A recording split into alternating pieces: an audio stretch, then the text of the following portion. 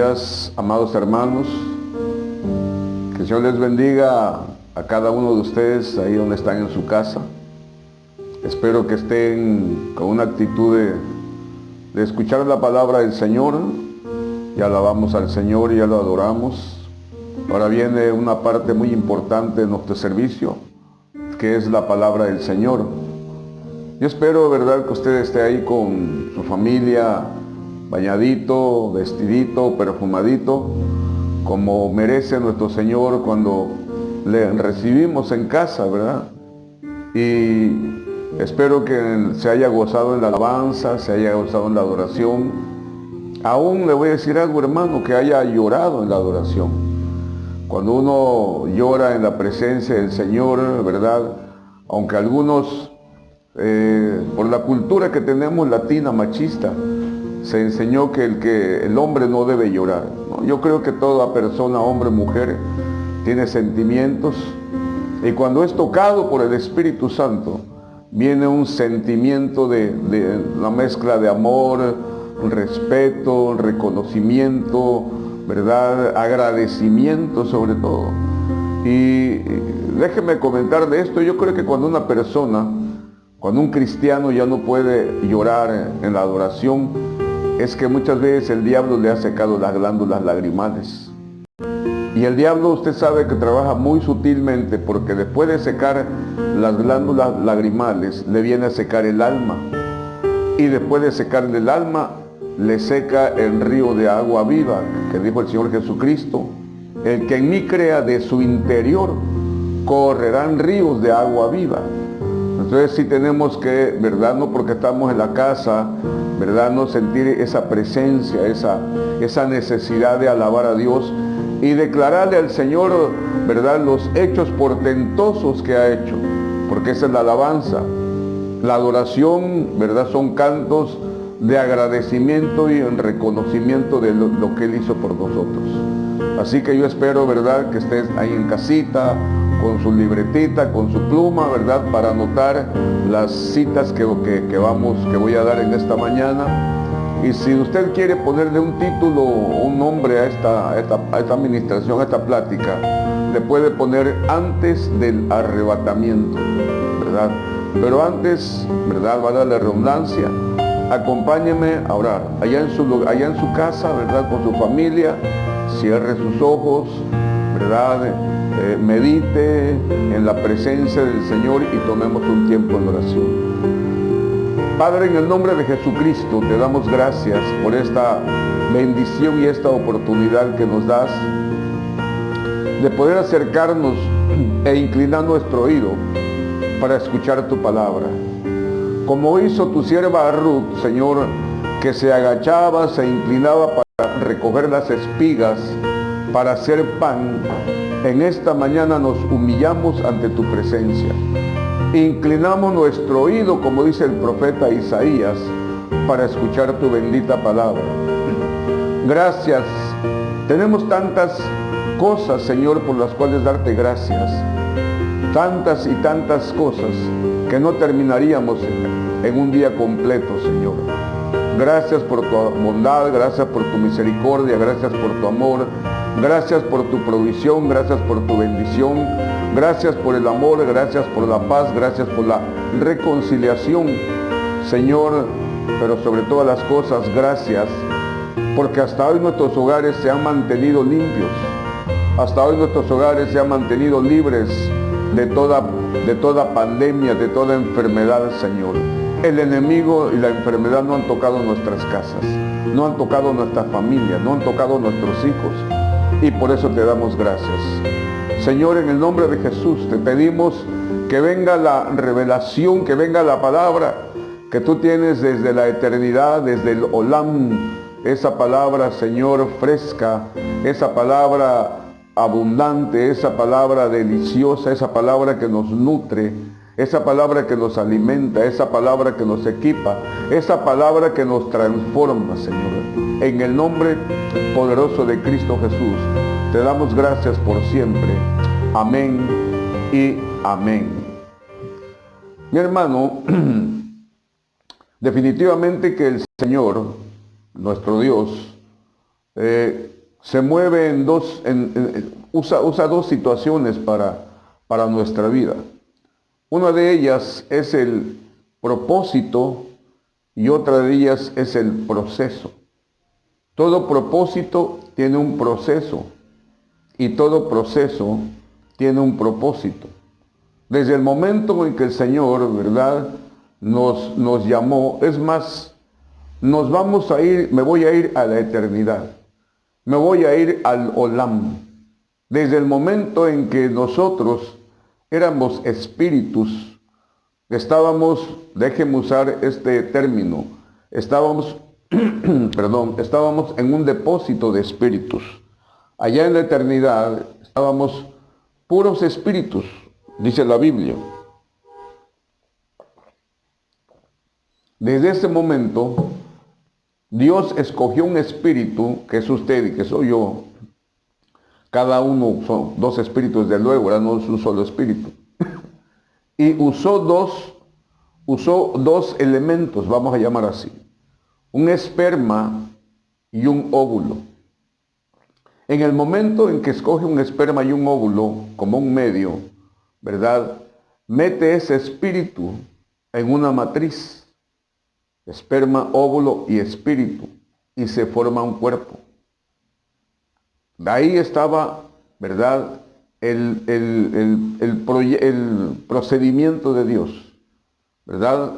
Cada uno de nosotros, vuelvo a repetir, con un propósito de parte de Dios. Ahí, en el momento en que entramos en la matriz, empezamos un proceso de Dios. Empezamos a ser procesados dentro de una matriz como un cuerpo, como un cuerpo ahí en proceso, ¿verdad? Y ese cuerpo, ¿verdad?, tuvo influencias de parte de nuestra madre y de parte del medio ambiente. Algún día le voy a comentar de eso. De ahí nacimos tres tipos de personas: los insalvables, los imperdibles y aquellos que son optativos. Pero le voy a hablar con la escritura. Yo quisiera que veamos, porque vamos a mirar varios versículos de la palabra del Señor. Vamos a ver el Evangelio de Juan, capítulo 1, versículo 10 al versículo 12. Pero yo quisiera que, si usted allá en su lugar tiene, en su casa tiene la versión de la Biblia de las Américas, una de las mejores, ¿verdad?, Biblias en su entendimiento y en su expresión.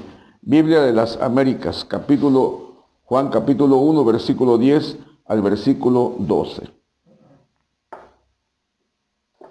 Juan 1, versículo 10 dice: en el mundo estaba, hablando el Señor Jesús, y el mundo fue hecho por medio de él, y el mundo no le conoció. A lo suyo vino, o sea, Jesús vino al pueblo de Israel. Jesús no vino a los gentiles. Jesús no vino a nosotros. Jesús vino a su pueblo escogido desde la eternidad y escogido por Dios. O sea, lo suyo vino y los suyos no le recibieron. Y gracias a Dios que no lo recibieron. Si el pueblo de Israel recibe a Jesús como su Señor y como su Salvador, nosotros hubiéramos estado perdidos. Pero mire que dice el versículo 12: pero a todos los que le recibieron, les dio el derecho de llegar a ser.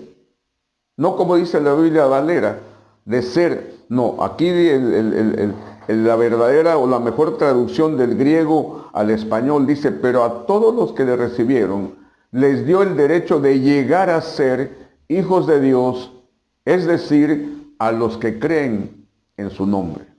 Quiere decir este versículo que cuando venimos a Cristo, el Señor nos dio la promesa de llegar a ser hijos de Dios. ¿Qué es lo que hizo entonces el Señor? ¿Cuál es el propósito de Dios? Bueno, el propósito de Dios, ¿verdad?, es que regresemos a casa. El propósito de Dios, según Romanos 8, 29, el versículo 30, es que regresemos nuevamente a nuestra casa. Pero hay también, ¿verdad?, ese es el propósito. Pero en este momento en que recibimos a Cristo, Dios nos mete en un proceso para llegar a ser hijo de Dios. Recibimos a Cristo, tenemos la promesa, el propósito, regresar a casa. Muy bien, ya tienes el propósito. Ahora te voy a meter a un proceso. Y usted y yo estamos en un proceso. Todo esto que vivimos, los desiertos, ¿verdad? Las pruebas, las dificultades, esto que estamos pasando de la pandemia, ¿verdad? Es un proceso que todos nosotros, los que somos llamados a ser hijos de Dios, tenemos que llegar, ¿verdad? ¿Para qué? Para ser arrebatados con el Señor. Nada más que hay un problema, mi amado hermano. El problema es que, ¿verdad? Todos los que estamos en el proceso, yo estoy plenamente seguro que no todos estamos cumpliendo el proceso.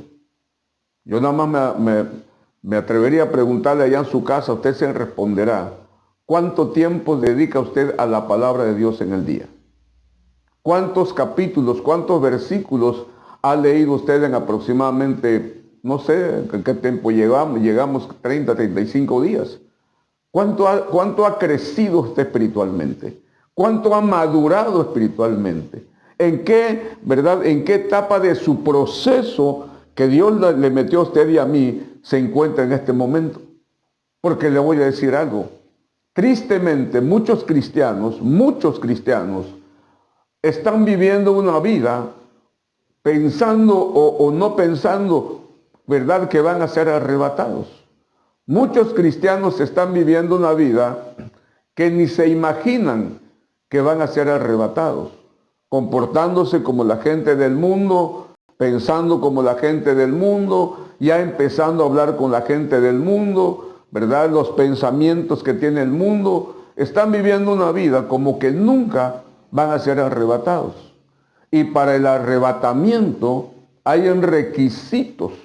Para el arrebatamiento, para que usted y yo seamos arrebatados, hay principios que Dios dejó establecida en su palabra.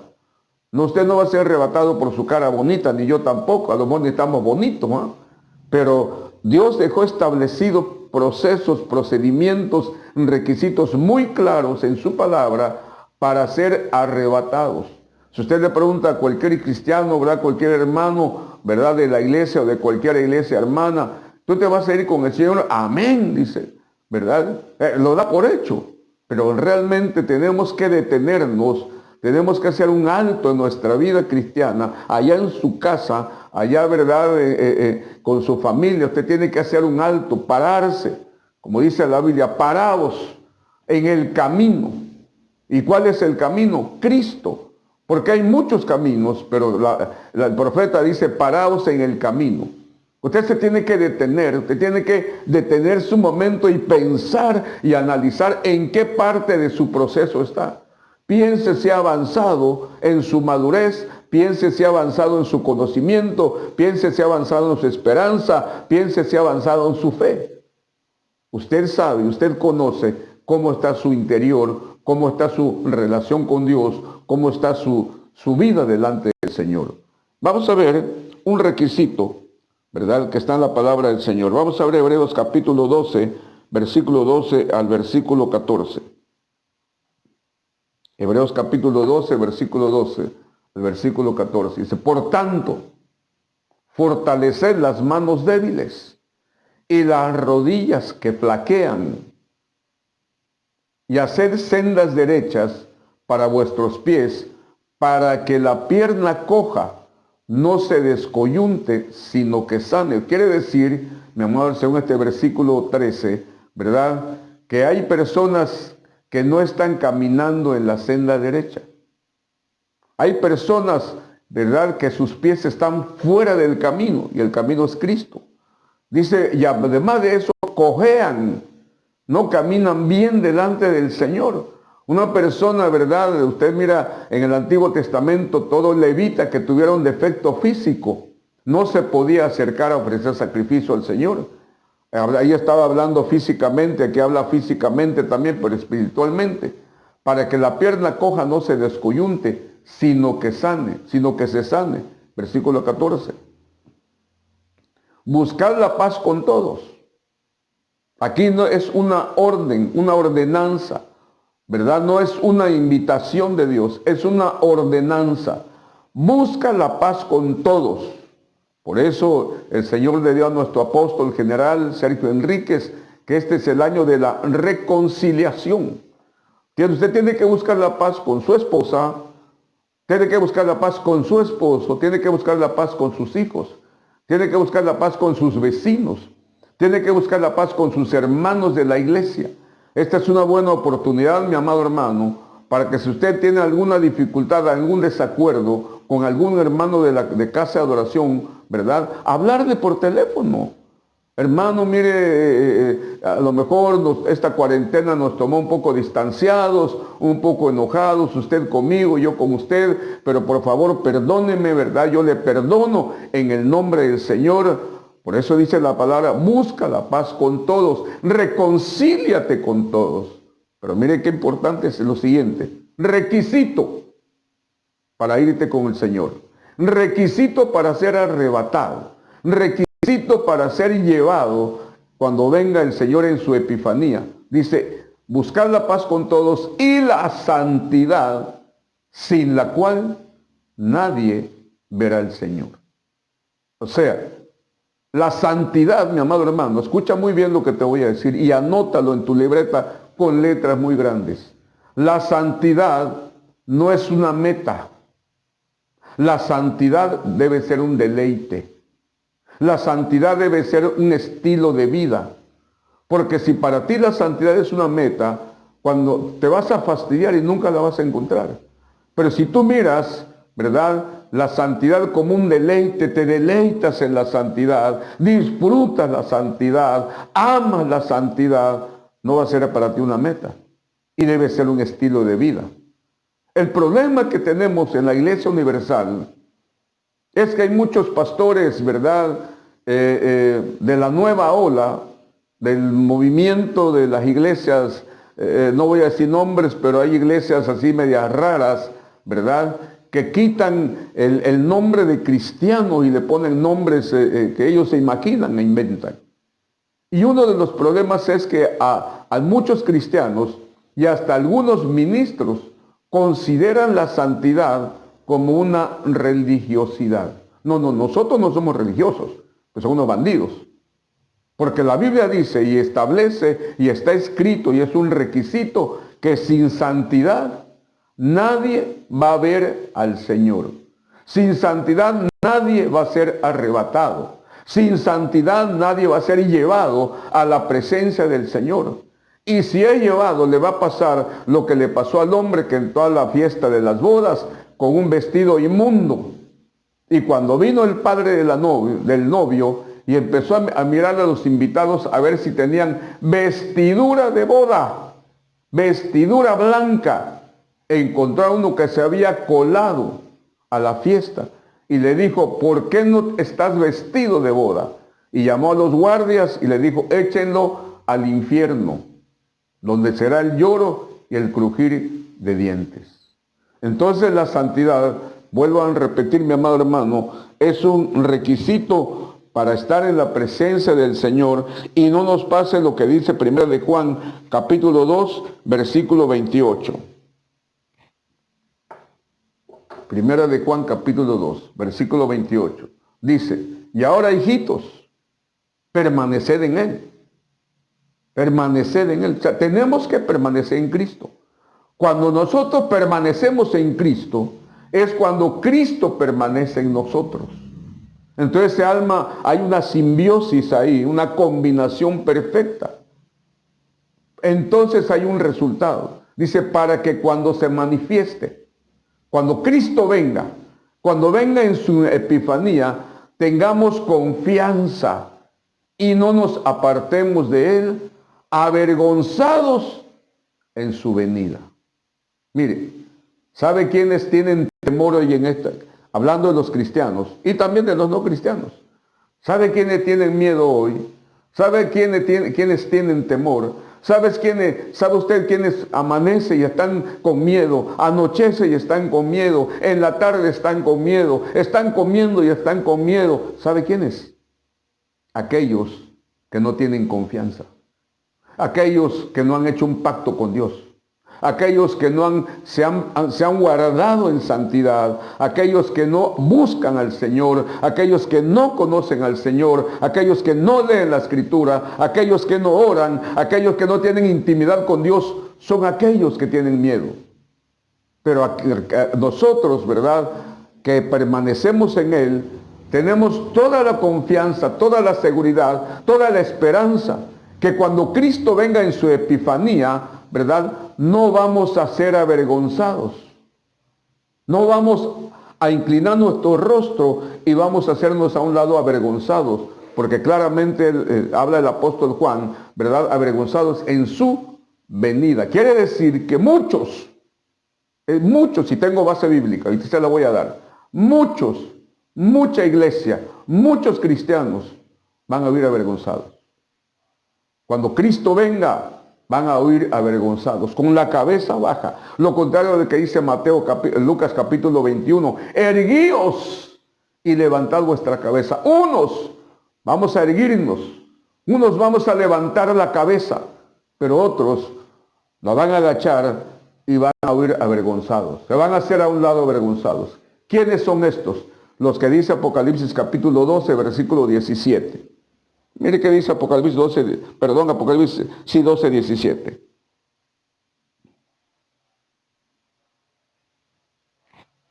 Entonces el dragón se enfureció contra la mujer y salió para hacer guerra contra el resto de la descendencia de ella. Usted sabe lo que yo le compartía la vez pasada, que la mujer es figura de la iglesia. Y aquí está, ¿verdad? Usted sabe que Apocalipsis 12 nos habla de 3 partos. Un parto que fue, ¿verdad?, el huíos, que es Cristo, el maduro. El otro parto, ¿verdad?, que habla acerca de los que fueron levantados al cielo, que son los tecnones. Pero estos que habla aquí, la palabra en griego son tecniones, inmaduros. Entonces el dragón se enfureció contra la mujer, contra la iglesia, y salió para hacer guerra contra el resto de la descendencia de ella, contra los tecniones, los que guardan los mandamientos de Dios y tienen el testimonio de Jesús, pero no alcanzaron la estatura del varón perfecto. Estos, ¿verdad?, cristianos, no alcanzaron la estatura del varón perfecto y se quedaron a la gran tribulación. Estos, vuelvo a repetir, son los de Apocalipsis capítulo 7, versículo 14, donde le preguntan a Juan, ¿verdad?, ¿quiénes son estos? Juan dice, no lo sé, y Juan le devuelve la pregunta al ángel y le dice, ¿y quiénes son? Y el ángel dice, estos son los que han salido de la gran tribulación y han lavado sus ropas en la sangre del Cordero. Pero unos versículos antes dice que Juan, allá en el cielo, dice, vi una gran multitud de toda tribu, de toda lengua, de toda nación, vestidos con ropas blancas y con palmas en las manos. Quiere decir que como aquí en la tierra no lavaron sus vestiduras, porque cuando venimos a Cristo nos dan una vestidura blanca que es la santidad. Y la santidad, mi amado hermano, a cada rato la estamos manchando, porque no somos perfectos. Pero cada vez que la manchamos podemos acercarnos, ¿verdad?, al Cordero de Gloria para con el perdón, para con el arrepentimiento, lavar nuestras vestiduras. Pero estos que dice Apocalipsis 7:14, que son los de Apocalipsis, ¿verdad?, 17:12, ¿verdad?, son aquellos que no lavaron sus vestiduras en el tiempo que pudieron hacerlo, ¿verdad? ¿Y qué pasó? Que tuvieron que lavar sus vestiduras en la sangre del Cordero, en la gran tribulación. Usted escoge, mi amado hermano, de qué grupo quiere ser, ¿verdad? Si de los que se van o los que se quedan, los maduros o los inmaduros, los arrebatados o no los arrebatados. Usted es el que decide, con su vida, con su forma, con su manera, con sus pensamientos, con sus actitudes, con su compromiso, con su pacto con Dios. Usted va a estar dando evidencia de qué grupo es. Pero usted puede ser de los insalvables o puede ser de los optativos. Miren lo que dice 1 de Juan capítulo 3, versículo 1 y versículo 2. Primera de Juan capítulo 3, versículo 1 y versículo 2. Dice, mirad cuán gran amor nos ha otorgado el Padre para que seamos llamados hijos de Dios. Y eso somos. O sea, usted es un hijo de Dios en proceso, pero es un hijo de Dios. Por esto el mundo no los conoce porque no lo conoció a Él. Amados, ahora somos hijos de Dios y aún no se ha manifestado lo que habremos de ser. Pero sabemos que cuando Él se manifieste, escuche esto, seremos semejantes a Él porque le veremos tal como Él es. Somos hijos de Dios. Estamos en un proceso para la culminación, para la terminación de ser hijo de Dios en toda su manifestación. Pero dice, no se ha manifestado todavía lo que habremos de ser. ¿Cuándo se va a manifestar lo que somos? En el proceso que estamos. ¿Cuándo se va a manifestar? Cuando venga Cristo. Entonces ahí se va a manifestar si somos maduros o si fuimos inmaduros. Si fuimos santos o fuimos inmundos. Si estamos listos para el arrebatamiento o no estamos listos para el arrebatamiento. Pero dice la palabra de Dios, pero sabemos que cuando Él se manifieste, seremos semejantes a Él. Permítame, aquí hay una situación que tenemos que aclarar. En el libro de Génesis, capítulo 1, entra un consejo trino. El Padre, el Hijo y el Espíritu Santo. Usted sabe de esto. Y dice el consejo trino, hagamos al hombre a nuestra imagen y nuestra semejanza.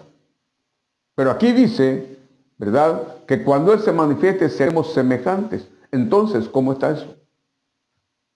Si Dios nos hizo a su semejanza, ¿por qué el apóstol Juan dice, hasta que Cristo se manifieste en su venida, vamos a ser semejantes? ¿Qué pasó entonces? Piense en su casa, amado, razone. ¿Qué pasó?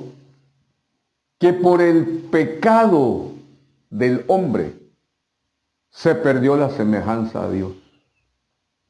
La única creación de Dios, la protocreación de Dios, la primigenia creación de Dios en esta dimensión tierra, el único fue Adán. Fue Adán. Hagamos al hombre nuestra imagen y semejanza. Y Dios hizo a Adán a su imagen y a su semejanza. Pero cuando Adán peca, pierde la semejanza a Dios. En ese momento, mi amado hermano, Adán empieza a morir y Adán empieza a sufrir los males de cualquier ser humano. Se lo demuestro. Vamos a ver Génesis capítulo 5, versículo 3.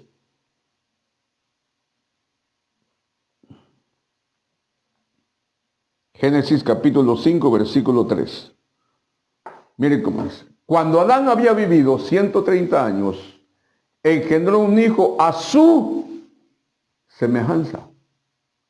No a semejanza de Dios. Porque Adán había perdido la semejanza con Dios.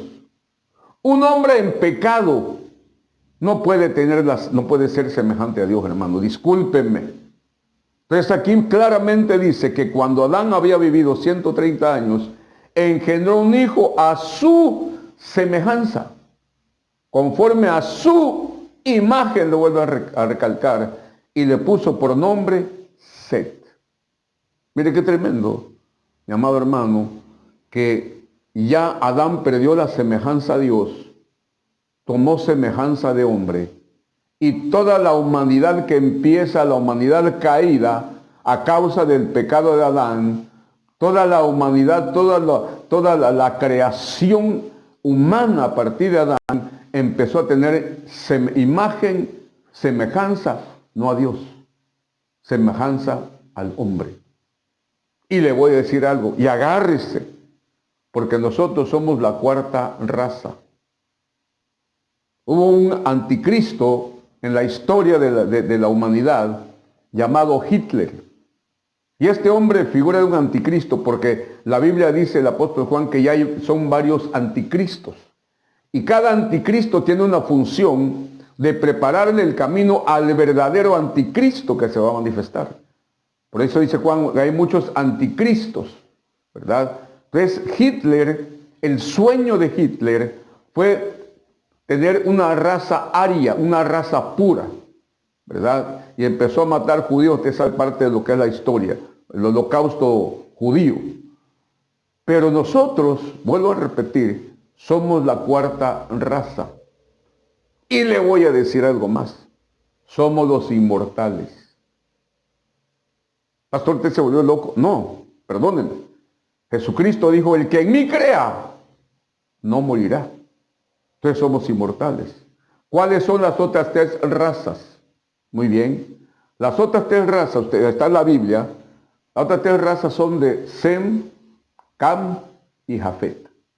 Porque usted debe recordar que cuando viene el diluvio, Noé sube al arca con él, su esposa, sus 3 hijos y sus 3 nueras. En total son 8.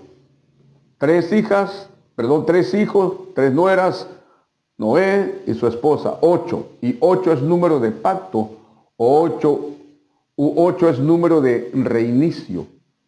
Y con los 3 hijos de Noé se repobló, se reinició toda la humanidad en esta tierra, en este mundo.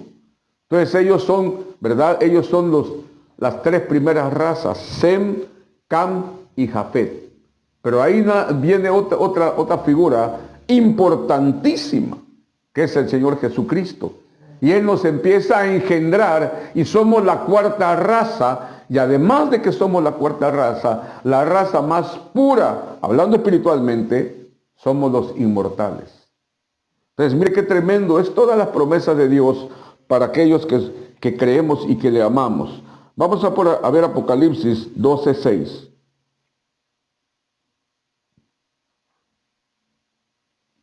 Apocalipsis capítulo 12, versículo 6. Y la mujer huyó al desierto, la iglesia, donde tenía un lugar preparado por Dios para ser sustentada, para ser alimentada allí por 1260 días. Quiere decir que, escucha mi amado hermano, escucha muy bien, Dios es tan bueno que aún en la gran tribulación va a alimentar a sus hijos. Aquellos que no alcanzaron la estatura del varón perfecto, aquellos que no vivieron en santidad, aquellos que no hicieron pacto, van a estar en el desierto, en la gran tribulación, 3 años y medio. Pero vuelvo a repetir, Dios es tan bueno que aún ese tiempo Dios los va a alimentar físicamente y espiritualmente. Porque hay algo que dice la Escritura, que van a haber ministros que van a venir del cielo en el tiempo de la gran tribulación para alimentar a aquellos que no alcanzaron la estatura del varón perfecto. Te hago una pregunta. ¿Dónde quieres ser alimentado? ¿O cuándo quieres ser alimentado? Más bien, corrijo. ¿Cuándo quieres ser alimentado? ¿Ahorita o en la gran tribulación? Porque ahorita, mi amado hermano, cada 3 veces a la semana estás recibiendo alimentación. 3 veces a la semana tu alma está siendo alimentada por la palabra de Dios. Tu inteligencia, ¿verdad?, está siendo alimentado con la palabra de Dios. El problema es que muchos, ¿verdad?, tristemente, muchos están viviendo una vida como que Cristo no venga, como que están de vacaciones, no le dedican tiempo a la palabra, no le dedican tiempo a escudriñar las Escrituras, no le dedican tiempo, ¿verdad?, a alimentarse con la palabra de Dios. Si yo te preguntara, mi amado hermano, ¿de qué predicó el pastor Abraham el viernes? ¿Qué dirías? Si yo te preguntara de qué prediqué el miércoles, ¿qué dirías? Entonces, Estás recibiendo, te estás alimentando ahorita, pero no está haciendo un proceso en tu cuerpo espiritual, en tu vida espiritual, un proceso de enriquecimiento aprovechando, déjame usar este concepto, las proteínas, las vitaminas y los minerales espirituales que da la palabra. Entonces todos aquellos que no sean alimentados hoy, van a ser alimentados en el desierto, perseguidos por el dragón. Entonces tú decides, porque la vida cristiana es un poder de decisión, ¿verdad? De cada uno de nosotros, ¿verdad? De qué es lo que decide para su vida. Apocalipsis capítulo 12, versículo 6. Ya lo vimos, perdón. Vamos a ver 1 Tesalonicenses capítulo 4, versículo 16 al versículo 17.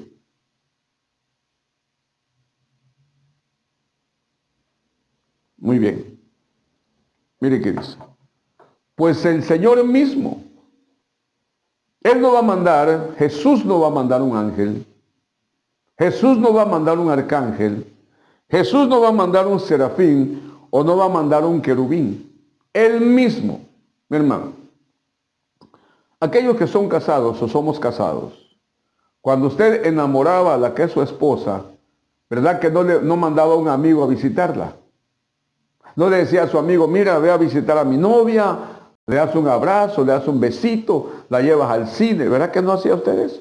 A menos que no estuviera bien de la cabeza.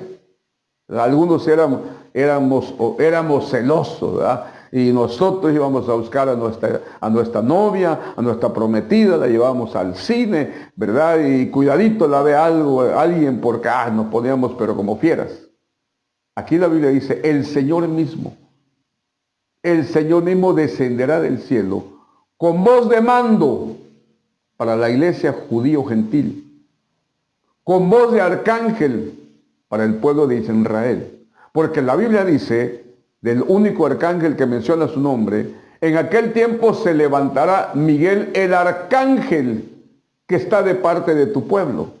Entonces dice la Biblia, vuelvo a repetir, con voz de mando para la iglesia judío-gentil, con voz de arcángel para Israel, y con la trompeta de Dios para los muertos.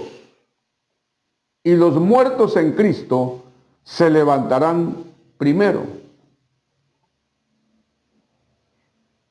Vamos a ver el versículo 17. Entonces nosotros, los que estamos vivos, que permanezcamos, seremos arrebatados juntamente con ellos en las nubes al encuentro del Señor en el aire, y así estaremos con el Señor siempre. Este hecho sin precedente, este hecho único en la historia de la humanidad y en la historia del cristianismo, nos habla de la epifanía del Señor que va a venir y va a haber una serie de acontecimientos. Dice, los muertos en Cristo. Quiere decir que al sonar de la trompeta, los que murieron en Cristo a través de los tiempos serán levantados. Y va a haber una unión de espíritu, alma y cuerpo. Dice la Biblia, y nosotros, los que estamos vivos, seremos arrebatados y seremos transformados. Porque con este cuerpo mortal y con sangre no podemos entrar a los cielos. Dice, y así estaremos con el Señor siempre. Entonces, ¿qué tenemos que hacer, mi amado hermano? ¿Qué cosas tenemos que hacer antes del arrebatamiento? ¿Qué tenemos que hacer? Muy bien. Número 1, tenemos que prepararnos. Tenemos que prepararnos. ¿Con qué? Con la palabra de Dios. Tenemos que prepararnos, comer, alimentarnos de la bendita palabra del Señor para que los acontecimientos, para que las pruebas, para que los desiertos que estamos pasando no nos desvíen de nuestra fe. Eres maduro, ¿qué tienes que hacer? Perseverar. Te sientes maduro. Ahora, según una encuesta hecha, de todas las iglesias en general, la iglesia universal, solamente el 4% de la iglesia son maduros. Eso lo estaba leyendo en una encuesta cristiana. En todas las iglesias solamente el 4% son maduros.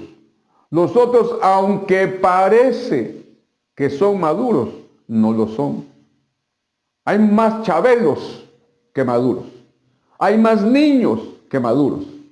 Aquellos, ¿verdad?, que por cualquier cosita se molestan, se sienten almáticos, ¿verdad?, porque el pastor hizo esto, un comentario, pusieron en el grupo un comentario, ay, me duele, ay, me siento ofendido, ay, acláreme esto. No, no, hermano, no.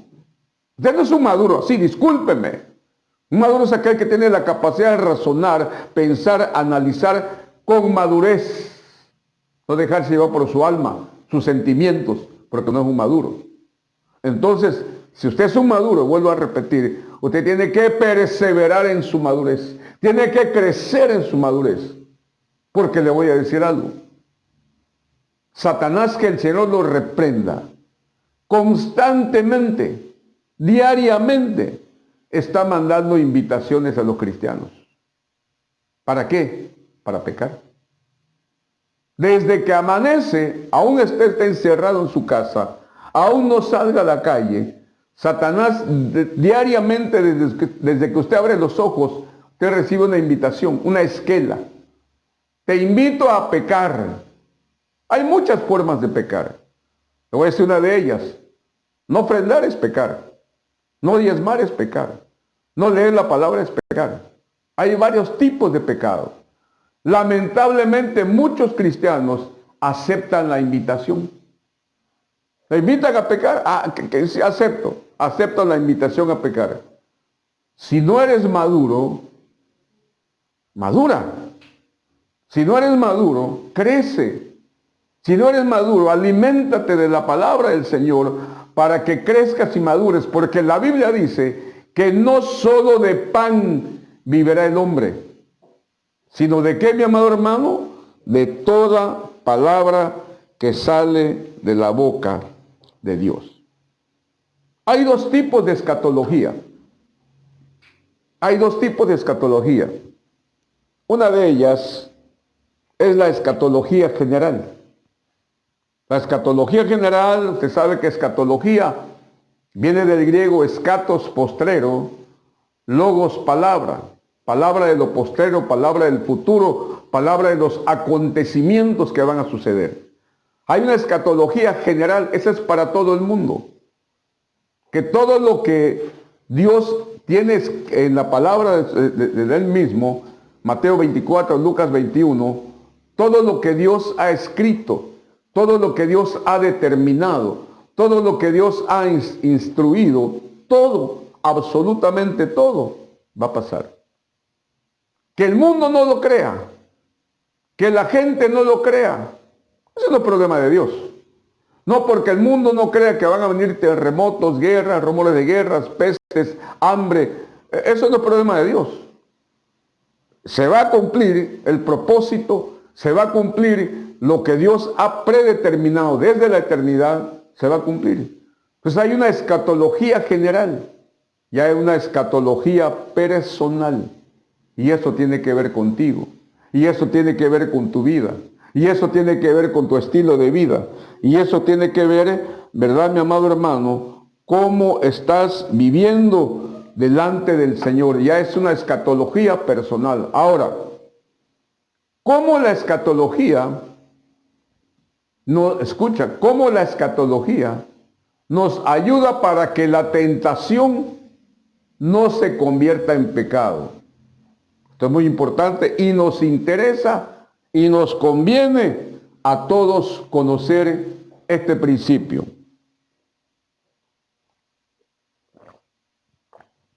Anota ya en tu libreta esta cita bíblica.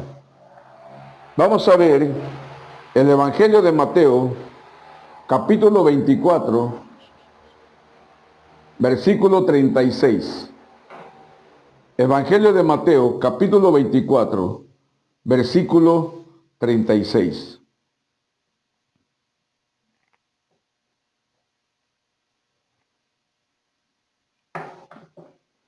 Vamos a mirar un momentito. Dice, pero de aquel día y hora nadie sabe, ni siquiera los ángeles del cielo, ni el Hijo, sino solo el Padre. Este versículo, entre aquellos flojos que no leen la Escritura, aquellos pastores, aquellos ministros, ¿verdad?, que no les gusta leer la Biblia, sino manuales y periódicos y noticias, ¿verdad?, no lo entienden, no lo comprenden. Esto solamente hay principios y hay partes de la Escritura que solamente el Espíritu Santo nos puede tener la iluminación de la revelación de lo que está escrito. Pero de aquel día y hora, nadie sabe, dijo Jesús, ni siquiera los ángeles del cielo, ni el Hijo, sino solo el Padre. Mi amado hermano, está hablando de día y hora. No está hablando de semana, no está hablando de mes y no está hablando de año. Solamente dice día y hora. Pero podemos tener acceso, y lo tenemos de acuerdo a la Escritura, de la semana, del mes y del año. Eso es otro estudio, ¿verdad? Ahora, mire lo que dice Ezequiel capítulo 3, perdón, Ezequiel 34, versículo 1 al versículo 10.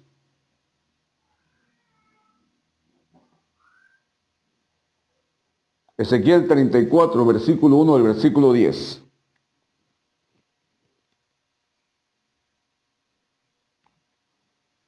Y vino a mí palabra del Señor diciendo, hijo de hombre, al profeta Ezequiel, profetiza contra los pastores de Israel. Nosotros somos el Israel espiritual, o sea que esto también es para nosotros. Profetiza y di a los pastores, así dice el Señor Dios, hay de los pastores de Israel que se apacientan a sí mismos. Hay una versión, ¿verdad?, la Biblia ampliada dice, hay de los pastores de Israel que se alimentan a sí mismos. ¿No deben los pastores apacentar el rebaño? Versículo 3 dice, coméis la grosura, os habéis vestido con la lana, degolláis la oveja engordada, pero no apacentáis el rebaño. Vamos a tener un momentito ahí. Dios está diciendo, te acercas a las ovejas que tienen lana. Conviven más con las ovejas que tienen lana. Dice, degolláis la oveja engordada, la oveja que está dando buena lana, te acercas y cuello con ella, pero no apacentáis el rebaño. Versículo 4, dice así, Ezequiel 34. Las débiles no habéis fortalecido, la enferma no habéis curado, la perniquebrada no habéis vendado, la descarriada no habéis hecho volver, la perdida no habéis buscado, sino que las habéis dominado con dureza y con severidad. Y han sido dispersadas por falta de pastor, y se han convertido en alimento para toda fiera del campo, se han dispersado. Mis ovejas andaban errantes por todos los montes y por todo collado alto. Mis ovejas han sido dispersadas por toda la faz de la tierra, sin haber quien las busque ni pregunte por ellas. Por tanto, pastores, oíd la palabra del Señor. Vivo yo, declara el Señor Dios, ya que mi rebaño se ha convertido en presa, que incluso mi rebaño se ha convertido en alimento para todas las fieras, demonios, potestades, todas las fieras del campo por falta de pastor, y que mis pastores no han buscado mis ovejas, sino que los pastores se han alimentado a sí mismos y no han alimentado mi rebaño. Por tanto, pastores, oíd la palabra del Señor. Así dice el Señor Dios, he aquí yo estoy contra los pastores y demandaré mi rebaño de su mano y los haré dejar de apacentar el rebaño. Así los pastores ya no se alimenten más a sí mismos, sino que yo libraré mis ovejas de su boca y no serán más alimento para ellos. Qué tremendo. Definitivamente que en esta pandemia, en esta cuarentena, en esta situación en las cuales no podemos tener servicio en las iglesias, muchos pastores tomaron sus vacaciones, cerraron sus iglesias, no mandan sus mensajes a las ovejas, no alimentan a sus ovejas, no cuidan a sus ovejas, no están pendientes de sus ovejas y las tienen abandonadas. Pero el Señor dice claramente, ustedes, ¿verdad?, han dispersado mis ovejas. Mi amado hermano, las ovejas no son nuestras. Las ovejas son del Señor Dios poderoso. El que dio su sangre y su vida por usted y por mí no fue el pastor, fue el Señor. Y viene una palabra de condenación para aquellos pastores que se van sobre la gorda, se van sobre la lana, ¿verdad? Pero no alimentan, no cuidan, no protegen, no guían, no ejercen paternidad sobre ellas. Ni siquiera mensajes fundamentados en la palabra de Dios, sino mensajes fundamentados en situaciones vanas que no vienen a enriquecer, que no vienen a alimentar el alma, el espíritu de la oveja. Esos pastores son los que van a ser alimentados. Porque un pastor no puede alimentar a una oveja si él no se alimenta. Entonces hay pastores, mi amado hermano, que jamás leen la Escritura. Miran los acontecimientos y empiezan a hablar del humanismo, empiezan a hablar cómo está la pandemia, cómo están los negocios, cómo están las industrias, cómo están las fábricas, cómo están los obreros, cómo están los boleros, cómo están los taxistas, cómo están los carpinteros. De todo hablan, menos de la palabra de Dios. No pueden alimentar porque ellos no han comido. No pueden alimentar porque ellos no se han alimentado. Entonces estos pastores, mi amado hermano, como no se alimentaron acá, van a ser alimentados con los que dice Apocalipsis capítulo 12, versículo 6. Mire qué tremendo. Vamos a ver Jeremías capítulo 3, versículo 15.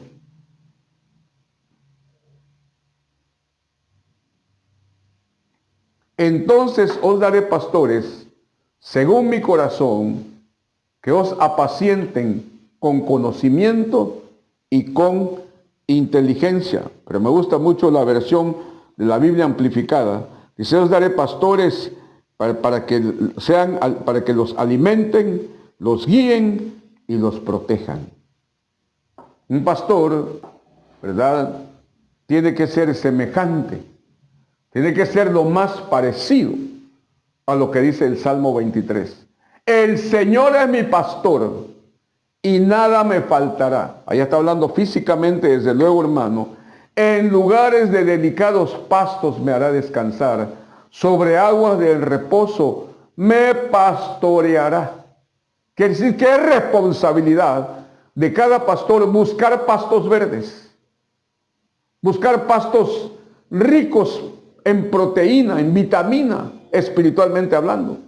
Pero hay pastores que dan pastos secos, zacate. Y dice, ¿verdad?, sobre lugares de verdes pastos me hará descansar. Un pastor es para que traiga descanso a tu alma. Un pastor es para que traiga esperanza a tu alma. Un pastor es para que te traiga fe y te fortalezca en tu vida cristiana. Un pastor no es para que te condene, para que te juzgue, para que te maldiga.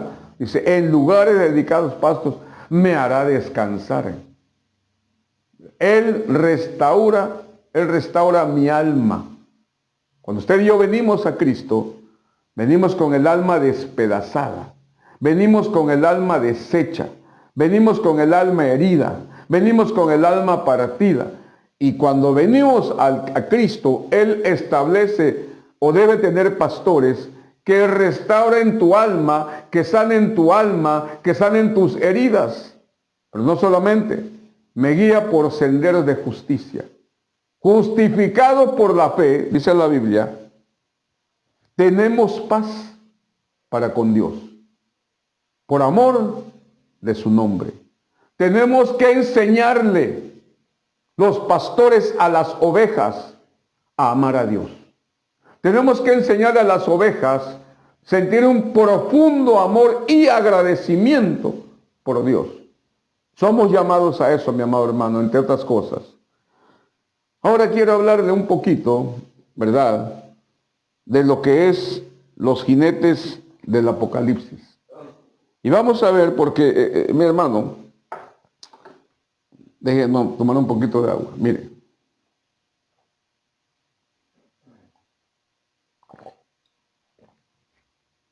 Hablar del Apocalipsis es realmente un tema muy difícil y muy complicado. Porque para hablar del Apocalipsis, no solamente es tomar un versículo e interpretarlo como uno quiera, como uno siente, como uno piensa. Hay parámetros y hay señales, no solamente en el cosmos, no solamente en la tierra, cuando habla Mateo 24, de Lucas 21, que las potencias, las estructuras del cosmos serán conmovidas y habrá terremotos, guerras, rumores de guerra. No, no solamente eso. Antes de empezar a hablar de los jinetes muy escuetamente, ¿verdad?, porque no quiero extenderme mucho, quisiera que veamos, ¿verdad?, el Evangelio de Mateo capítulo 24, versículo 30 al versículo 34. Mateo 24, versículo 30.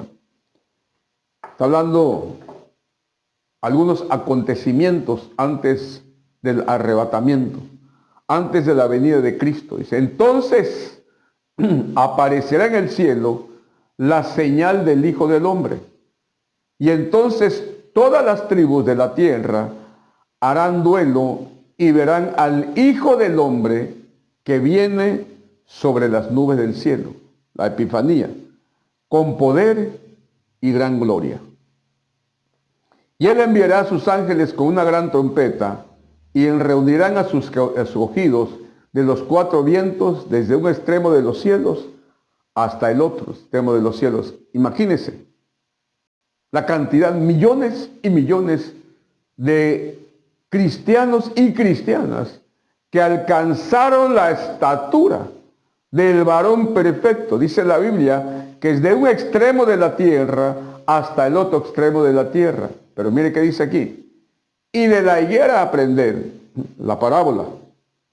Cuando su rama ya se pone tierna y echa las ovejas, sabéis que el verano está cerca.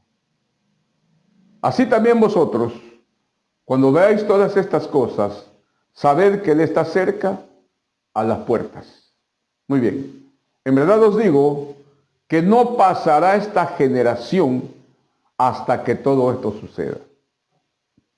Me llama la atención que Mateo empieza a hablar de la venida de Cristo con señales sobrenaturales, señales en los cielos, señales en la tierra, pero después habla de una higuera, después habla de un árbol.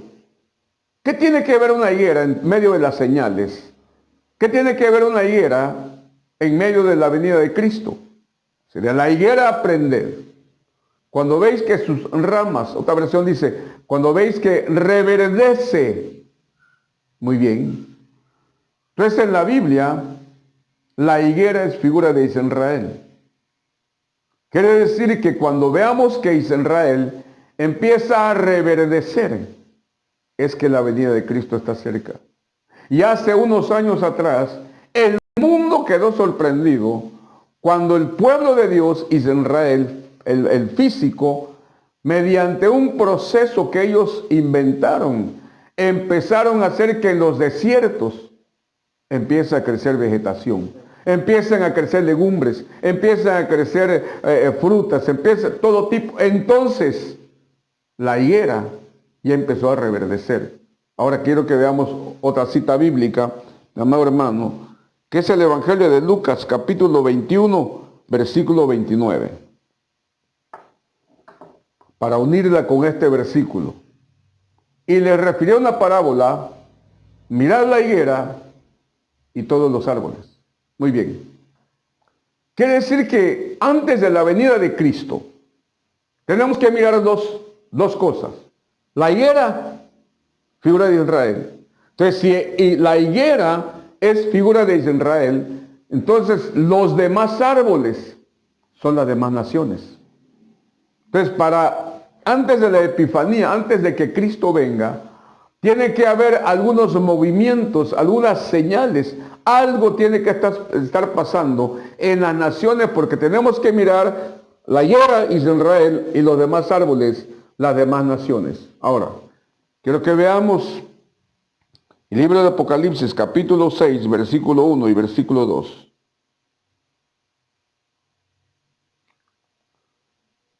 Vi cuando el Cordero abrió uno de los 7 sellos y oí a uno de los 4 seres vivientes que decía con voz de trueno: ven. Miré, dice Juan, y aquí un caballo blanco, y el que estaba montado en él tenía un arco. Se le dio una corona y salió conquistando y para conquistar. Caballo blanco. ¿Qué es el caballo blanco? ¿Qué significa el caballo blanco? Mi hermano, aquí hay muchas cosas que podemos mirar. Dice la Biblia que este personaje tenía 2 cosas. Tenía un arco, pero no tenía flechas. Quiere decir que es un precursor de la paz.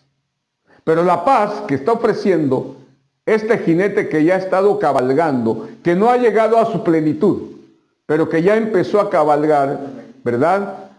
Tiene como una particularidad que tiene un arco sin flechas. Y él anda ofreciendo en todo el mundo paz. Pero la paz que está ofreciendo es la paz que el mundo da, no es la paz que nos da Dios. Que la Biblia dice que la paz de Dios sobrepasa todo entendimiento. Dice la Biblia que tenía una corona. Y cuando habla de corona, habla de rey, habla de reino. Y aquí es una lucha del reino de las tinieblas contra el reino de Dios.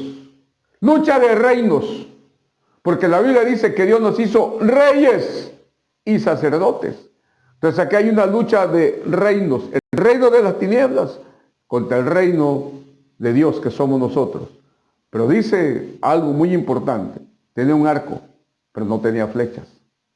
Entonces la Biblia dice que los hijos son como saetas en las aljabas. Entonces este personaje tiene arco, tiene aljaba, pero no tiene flechas. Entonces anda buscando este caballo, anda recorriendo todo el mundo, buscando hijos para meterlos a su aljaba. Y esto es principio del movimiento ecuménico. Ahora, en 1914, usted puede investigar por favor allá en Google, en 1914 fue firmado, ¿verdad?, el Tratado de Letrán, donde se le dio al Vaticano el poder, la soberanía y la autonomía para ser un Estado independiente. Este es, así ligeramente, este es el caballo blanco. Hay mucho más para mirar, pero yo quiero hablar también ahora de Apocalipsis capítulo 6, por el versículo 5. Apocalipsis 6, 5. Cuando abrió el tercer sello, oí al tercer ser viviente que decía: ven, y miré aquí un caballo negro. El que estaba montado en él tenía una balanza en la mano. Mi hermano, de 1914 a 1918 fue la Primera Guerra Mundial. Esto lo podemos ver en 2 áreas, en 2 puntos, desde 2 puntos de vista. Y fue la primera vez en la historia de la humanidad, se puede leerlo, ¿verdad?, donde los alemanes usaron el cloro como arma química. Fue la primera vez que usaron el cloro como arma química. Se puede poner en Google cloro 1915. Si usted toma una botella de cloro y la abre y respira la tapa, va a sentir algo feísimo, impresionante.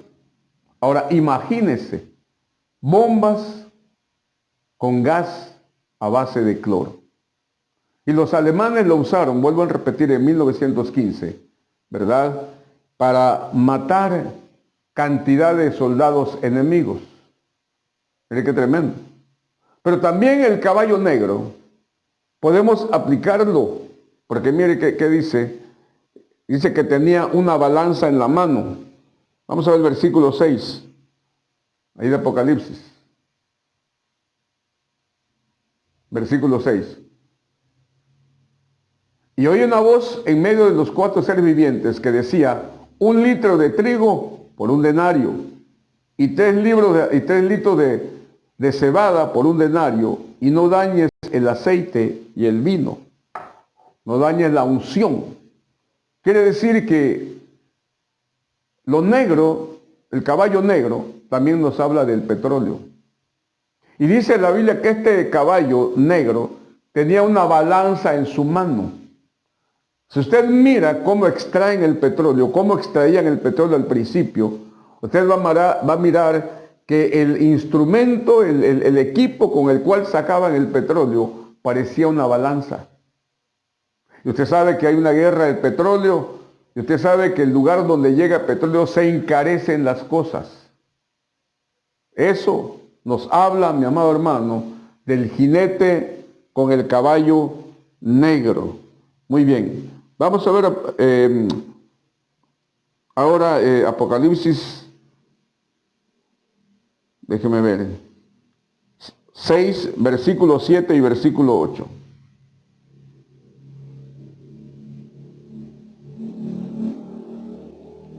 Cuando abrió el cuarto sello, oí la voz del cuarto ser viviente que decía, ven.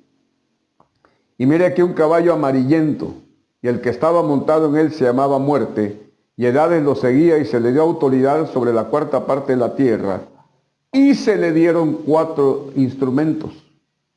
Se le dio espada, hambre, pestilencia y fieras. Mire qué tremendo. Usted sabe que para nadie es un secreto que este tiempo que estamos viviendo es un tiempo de muerte para muchos. Y detrás de la muerte, su pareja es el infierno. Y muchos de los que se están muriendo se están yendo al infierno por causa de que no son hijos de Dios. Hay un cuento por ahí que dice que se encontraron la muerte y el miedo. Los dos llegaron a un pueblo y se encontraron los dos a la entrada del pueblo y se pusieron a platicar y le preguntó el miedo a la muerte, ¿a cuántos te vas a llevar de este pueblo? Y la muerte dijo, a 500. Muy bien. A la semana se volvieron a encontrar y le dice la muerte, le dice el miedo a la muerte, ¿qué pasó? Dijiste que te ibas a llevar 500 y se murieron 5,500. Y la muerte le dijo, sí, yo maté a 500, pero 5,000 se murieron de miedo. Eso es lo que está pasando hoy. Anda la muerte cabalgando, el jinete amarillo anda cabalgando este mundo, no ha llegado a plenitud como el caballo blanco y el caballo negro, pero está cabalgando, haciendo su obra. Y vuelvo a repetir, le dieron 4 elementos, espada, hambre, y dígame si no, ahorita mucha gente, ¿verdad?, anda padeciendo hambre, mucha gente anda en las casas pidiendo que por favor los apoyen, que le regalen para que compren unos huevitos, que le regalen un poco de comida, hambre, pestilencia, pandemia y con las fieras. Ahora, cuando habla de las fieras, vamos, mi amado hermano, quisiera que veamos 1 Corintios capítulo 15, versículo 32. Aquí habla el apóstol Pablo. 1 Corintios capítulo 15, 32 dice, si por motivos humanos luché contra fieras en Éfeso, ¿de qué me aprovecha? Si los muertos no resucitan, comamos y bebamos, que mañana moriremos. Pero aquí el apóstol Pablo Está relatando, ¿verdad?, que luchó en Éfeso contra fieras. Pero no está hablando de fieras, porque hay fieras del campo, hay fieras, ¿verdad?, del monte, hay fieras, de mucho tipo de fieras. Cuando Pablo está hablando que luchó contra fieras, está hablando que luchó contra potestades. Entonces este caballo amarillento que está cabalgando desde hace un tiempo en este mundo, no ha llegado a su plenitud. Una de sus armas son las potestades oscuras, potestades del infierno que vienen, ¿verdad?, a traer miedo, incertidumbre, intranquilidad, temor a toda la humanidad, inclusive a muchos hijos de Dios. Veamos el último caballo y veamos Apocalipsis capítulo 6, versículo 3 y versículo 4.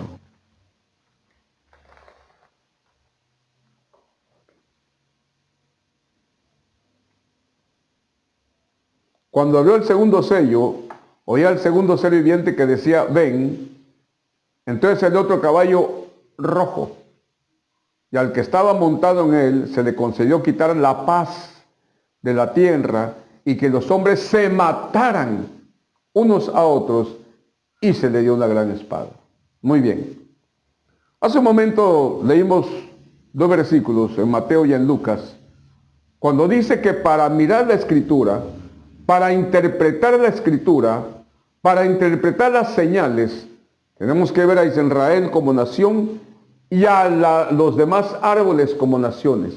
Entonces aquí el apóstol Juan, allá en el cielo, dice que miró un caballo rojo y el que estaba sentado en él se le concedió quitar la paz de la tierra y que los hombres se mataran unos a otros y se le dio una gran espada. Esto nos habla de lo que es un movimiento político. Hace unos años atrás hubieron 2 países tremendamente poderosos y grandes como Rusia y la China continental que adoptaron la doctrina del comunismo, una política roja. Después se le unió Cuba, pero escuche esto, dice que les quitó la paz de la tierra y los hombres se matasen unos a otros. En Cuba, mis amados hermanos, tristemente, en cada manzana, vamos a llamar así, en cada partes áreas, que nosotros le llamamos manzanas o le llamamos una parte donde está poblada la ¿verdad? Allá en Cuba hay espías. Los mismos cubanos son espías y andan investigando y son orejas para denunciar hasta algún vecino que no esté de acuerdo con el régimen comunista. Y que los agarran y los matan. Ahí se cumple eso que, ¿verdad?, de quitar la paz y que los hombres se mataran unos a otros. Sale un movimiento de ultraderecha en Europa y miramos, ¿verdad?, a Italia con un movimiento fascista. Y ahí está el líder a nivel mundial, muy conocido, Mussolini. Se levanta, ¿verdad?, otro movimiento en España, un hombre muy famoso, todo esto que ya murió, pero es parte de lo que es el caballo rojo, el generalísimo Franco. Y se levanta en Alemania un anticristo llamado Hitler. Entonces los caballos, los 4 caballos, ya están caminando desde hace muchos años en esta tierra, ¿verdad? Algunos dicen que no es cierto. Bueno, yo tengo bases bíblicas, ya se las di, ¿verdad? No solamente bíblicas, bases históricas, bases que se pueden consultar con toda confianza, ¿verdad? Y ya están trabajando, cabalgando en este mundo. No han alcanzado su plenitud. Están en un proceso atacando a esta humanidad. Antes de que Cristo venga, Él espera que maduremos, que crezcamos y que llevemos una vida en santidad y agradable a Él.